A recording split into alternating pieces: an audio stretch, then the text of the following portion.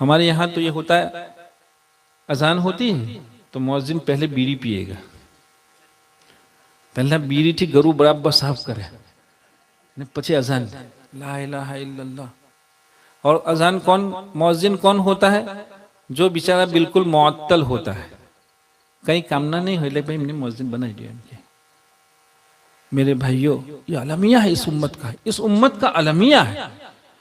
ہمیں یاد ہے، ہم نے اپنے اساتذہ کے نام سے سنا ہے کہ فلاح دارین میں جب بخاری شریف کا پہلا ختم ابتدا ہوئی، مولانا رشید صاحب نہیں، حضرت مولانا فخر الدین صاحب کو تشریف لائے بخاری شریف کے افتتاح میں تشریف لائے، ہاں اس وقت انہوں نے فرمایا تھا کہ جس گاؤں میں اذان شاندار ہوتی ہے اس گاؤں میں اتفاق ہوتا ہے، اور جہاں اذانیں غلط ہوتی ہیں وہ گاؤں اختلاف کا شکار ہو جاتا ہے۔ میرے بھائیوں، اور خاص کر کے اس زمانے میں ان حالات میں ہمیں یہ سمجھنا ہوگا کہ اذان ہمارا آپ کا تعارف ہے، ہمارا آپ کا تعارف ہے۔ اذانیں اتنی شاندار ہوں کہ ہمارے کان میں پڑیں تو اللہ کی یاد تازہ ہو جائے، اور مصلی اپنا بستر چھوڑ دے اور غیروں کے کان پہ پڑے تو کبھی بوجھ نہیں بن سکتی ہے وہ اذانیں، لیکن اس وقت یہ ہو رہا۔ اور یہ کوئی نئی باتیں نہیں ہیں، آپ نے سنا ہوگا کہ مدینہ المنورہ کی سب سے پہلے مؤذنی کا شرف جن کو حاصل ہوا حضرت بلال حبشی رضی اللہ تعالیٰ عنہ، ان کو کیوں مؤذن بنایا گیا تھا؟ وہ جہوری الصوت تھے۔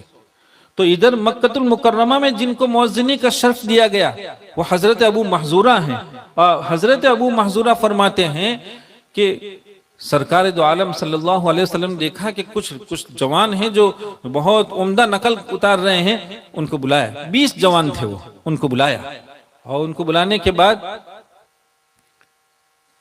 سب سے سننے کے بعد حضرت ابو محذورہ رضی اللہ تعالیٰ عنہ کا انتخاب ہوا۔ کیوں انتخاب ہوا؟ ان کی آواز بہت شاندار تھی، اور پھر اللہ کے رسول صلی اللہ علیہ وسلم ان کی پیشانی پر اپنا دست بابرکت رکھا اور کہا کہ جاؤ بیت اللہ میں اذان کرو۔ مؤذن کے لیے 2 باتیں ضروری ہوا کرتی، اندھا صوت، جہوری الصوت ہونا چاہیے، اور خوبصورت آواز ہونی چاہیے۔ یہ ہمارا آپ کا تعارف ہے۔ جب اس طرح کی بہترین اذانیں لوگ سنتے ہیں تو غیر بھی متاثر ہوتا ہے، ان کے لیے اذانیں بوجھ نہیں بنتی ہے۔ لیکن جب کچھ ایسے مؤذن کھڑے ہو جاتے ہیں کہ جن کو ہمارا کان واپس کر دیتا ہو تو غیروں کا تو پھر کیا پوچھیں۔ اس لیے اس بات کی بھی ضرورت ہے۔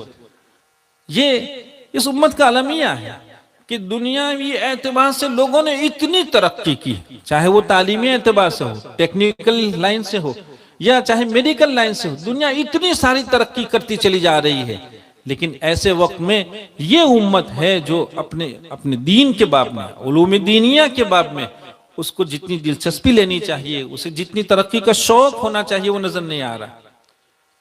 اب تو یہ ہو گیا ایک امام کھڑا ہے اور وہ بیچارہ صحیح خواہ نہیں ہے، حالانکہ ہدایہ کی شرح عین الہدایہ میں مسئلہ لکھا ہے کہ اگر کوئی مقتدی صحیح خواہ ہے اور امام صحیح پڑھنے پر قادر نہیں ہے تو صحیح خواہ مقتدی کی اقتداء غلط خواہ امام کے پیچھے صحیح نہیں۔ ہدایہ میں مسئلہ لکھا ہوا ہے، قرات کی کتابوں میں نہیں لکھا ہے، لیکن عالمیہ ہے، قوم کی بدذوقی کا عالمیہ ہے۔ اس طرح کی مجالس کا انعقاد، اس کا ایک بڑا مقصد یہ ہے کہ اس طرح کی مجالس سے ہم یہ پیغام دینا چاہتے ہیں کہ قرآن کریم اپنا ایک حق رکھتا ہے، اس کے حقوق کی پاسبانی ہونی چاہیے، اس کا لحاظ ہونا چاہیے۔ حضرت شیخ عبدالحق محدث دہلوی رحمۃ اللہ علیہ نے اپنی کتاب درۃ الفرید میں ایک عجیب بات لکھی، فرماتے ہیں کہ حجاج ابن یوسف نے، کتنا بڑا ظالم، 1,00,000 افراد کو بلا قصور کے ظالمانہ انداز میں اس نے قتل کروا دیا تھا، اتنا بڑا ظالم، لیکن وہ ادیب تھا بڑے درجے کا، وہ بڑے درجے کا ادیب تھا، وہ تلفظ کا بڑا ذوق رکھتا تھا۔ چنانچہ اس نے ایک مرتبہ ایک امام سے کہا کہ اچھا نماز پڑھائیے۔ وہ امام عامتاً سورہ علم نشرح پڑھتا تھا، لیکن اس روز اس نے سورہ علم نشرح پڑھنے کی ہمت نہیں کی، لکھا ہے درۃ الفرید میں لکھا ہے۔ کہا کیوں نہیں کی؟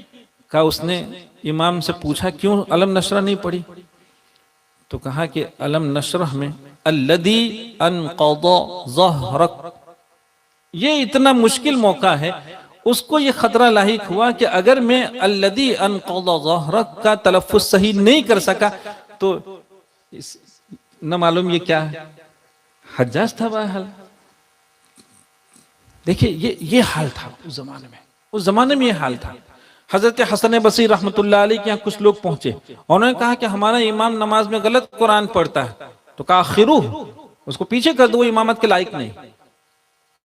لیکن ہمارے یہاں ہے کہ جو جس طرح پڑھتا ہر ایک کے پیچھے نماز ہو جاتی ہے، ہر ایک کی ہو جاتی ہے.